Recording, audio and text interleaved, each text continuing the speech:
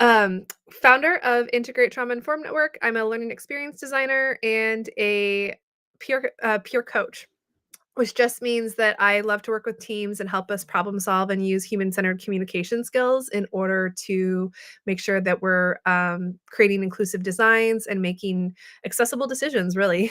Um, so, I wanted to talk a little bit today about Integrate Trauma Informed Network, which is the platform I founded and co founded with lots of other therapists and social workers and educators, and why we chose to design a vetting process into our professional community.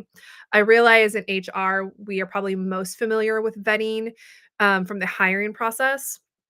However, um, the way that we've designed it, we do it actually out of a space for to develop safeness and alignment.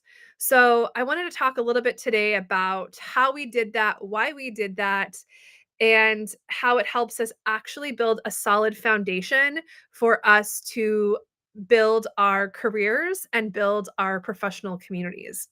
So, without further ado, this is called Human Centered Upskill, a sneak peek into our peer vetting process. So, really, the overall goal of Integrate is that we're developing leadership skills in an AI entrenched world where human centered communication and trauma informed decision making skills.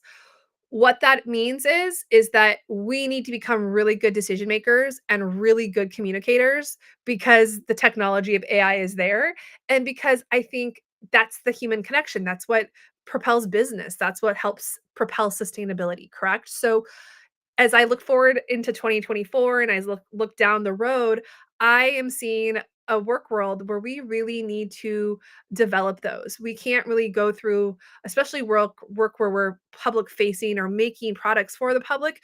We really can't do kind of get by just being a little bit okay at that. We actually need to really focus those interpersonal skills. In a hybrid world, we have people that we may not see for a while. So we have to think about how are we going to communicate to people digitally? What does that look like to be human centered in that approach?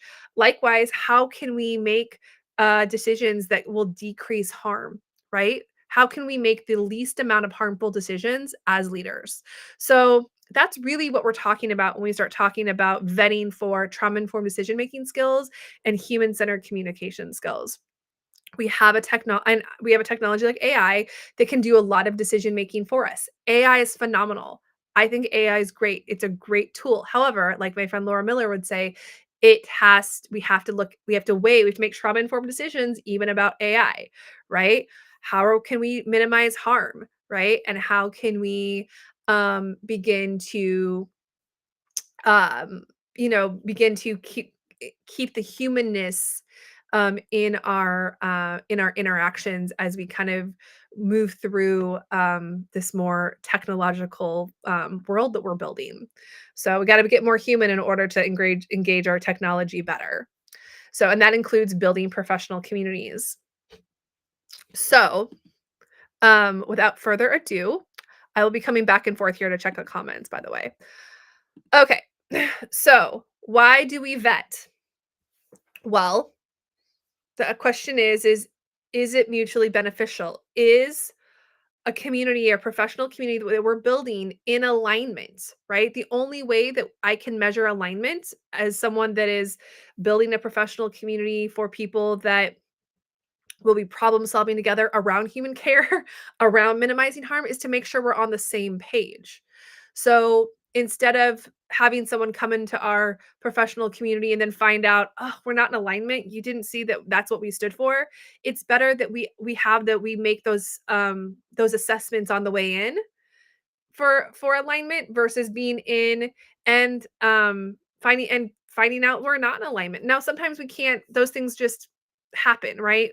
Misalignments happen, but we can minimize harm by understanding when we're moving into a professional digital space, when there is a clear set of boundaries and standards that a digital community stands by in order to connect. So it makes networking a little bit easier because we're all starting on the same footwork from the same standards.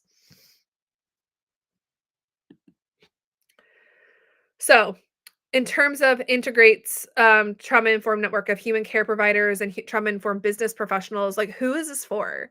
Um, Again, like I said, we pretty much are for social work human care providers, social workers that are nurses, um, educators, okay, anyone that is public facing that wants to optimize their interpersonal skills, human-centered communication skills, okay, which I'm going to go through here in a minute. How we make decisions about minimizing harm. So, and then on the business side, our same skill set is also in alignment with UX designers, learning experience designers. Hi, that's me. Accessibility people, also me. Coaches, anyone who is developing products for the public. Okay. Both of these not always aligned, but definitely working from the same perspectives will need human-centered communication skills when we are creating spaces or products for people.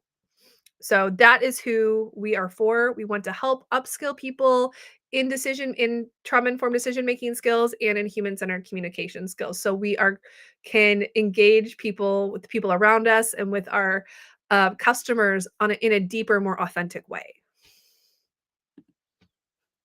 Okay. So again, kind of going back, who are we vetting? So when people come in and they want to um, engage with our community, they're looking to build their professional community. They're wanting to build a several relationships with people with aligned values. We're looking for human care providers, business professionals.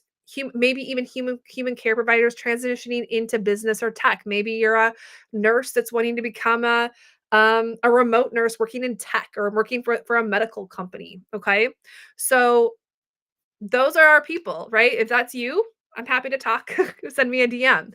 Um, but that's who we're vetting. We're vetting to see if you are in alignment, if we're in alignment for our pillars of, you know, upholding and upskilling our workforce that's in the practices of human-centered communication and trauma-informed decision-making skills.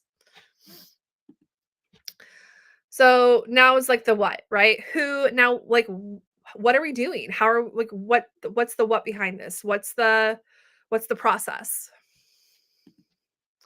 So in order for us to vet, we have we're looking at again human-centered communication skills, equitable problem solving skills, and equitable decision making skills. Okay. We're looking at can you do that at a basic level? Okay. And we do have some standard scores that would qualify you to come into our digital and in person hybrid if you're in St. Louis space. So these are what we're looking for. We're looking for do you have a baseline understanding, not perfect, not mastery? Do you have a little bit of efficacy in having human centered communication?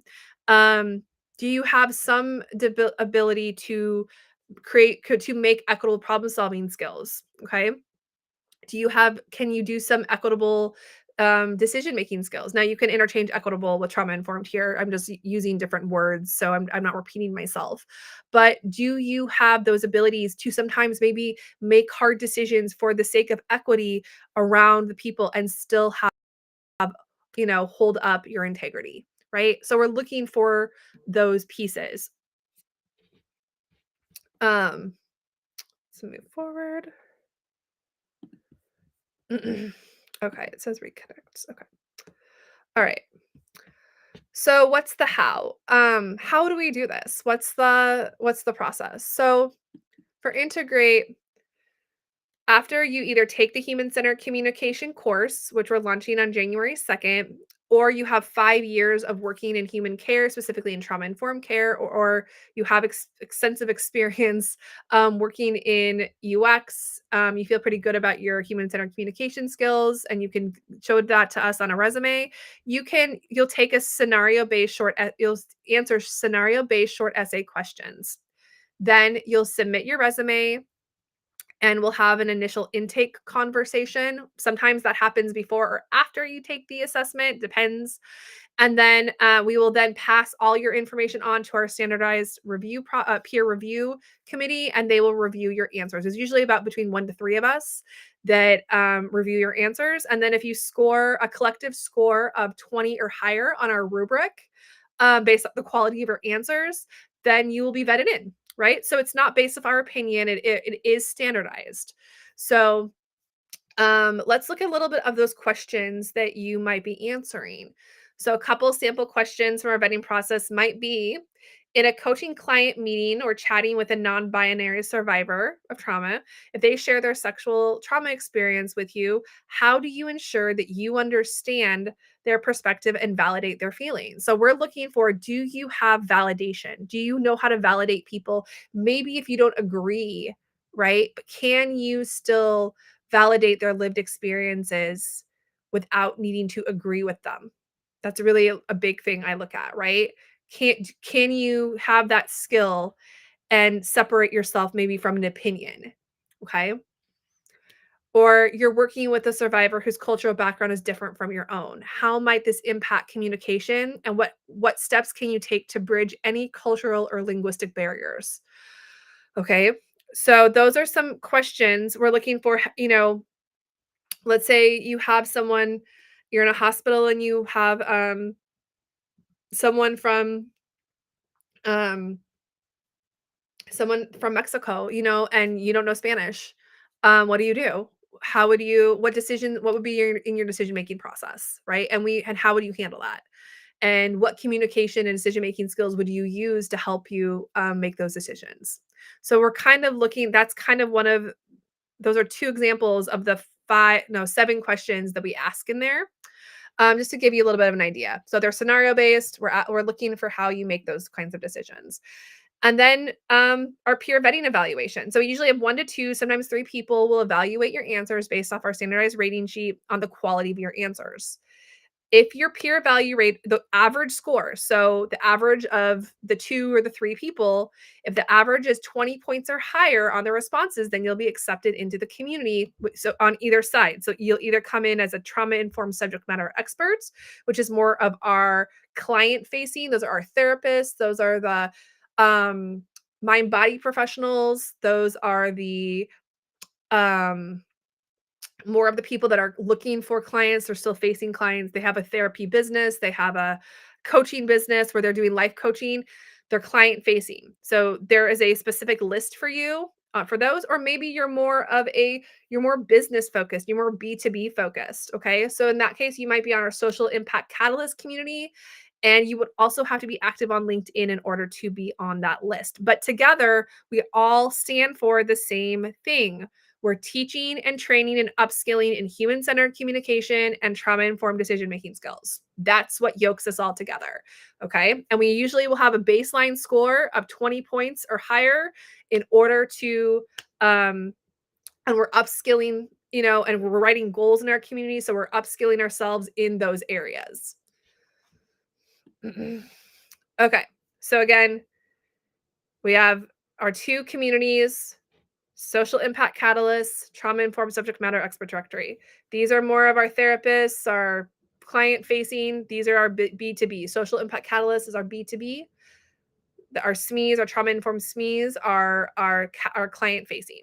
Okay. That's the difference. Okay. And then once you're in, there's a whole process for that. We have a community playbook that kind of talks about writing SMART goals and how you can contribute to the community and how you can also contribute to the webinars like these. But if you have any questions or want to know more or would like to just have a quick 15 to 30-minute meeting with me to answer any clarifying questions, feel free to reach out. And thank you so much for listening. All right.